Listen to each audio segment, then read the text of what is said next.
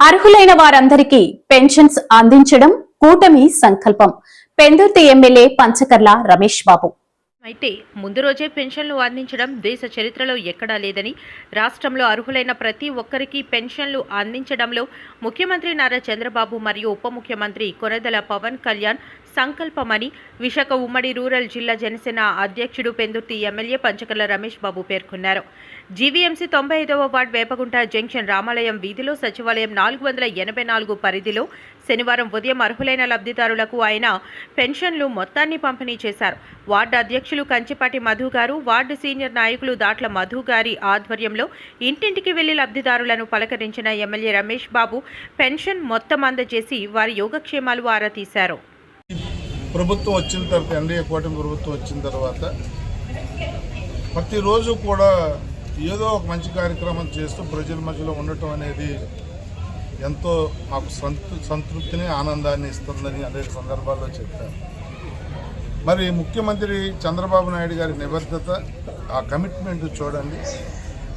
అధికారంలోకి వచ్చిన నెల నుంచి ఈ రోజు వరకు ఏ రోజు మేము ఫస్ట్ తారీఖు దాటలేదు.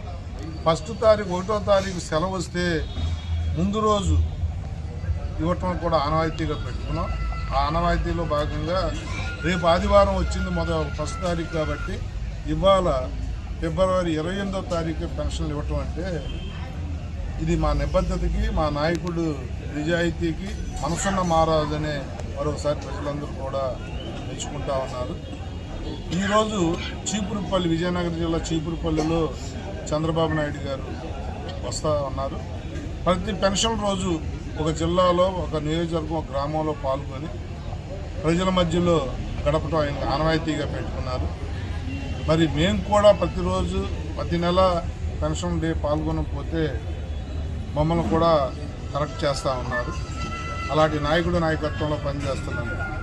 చంద్రబాబు నాయుడు గారు అయితేనే, పవన్ కళ్యాణ్ గారు అయితేనే, కేంద్రంలో నరేంద్ర మోడీ గారు అయితేనే ఈ నాయకత్వంలో పనిచేస్తున్నందుకు అది పూర్వజన్మ సుకృతంగా మేము భావిస్తాం.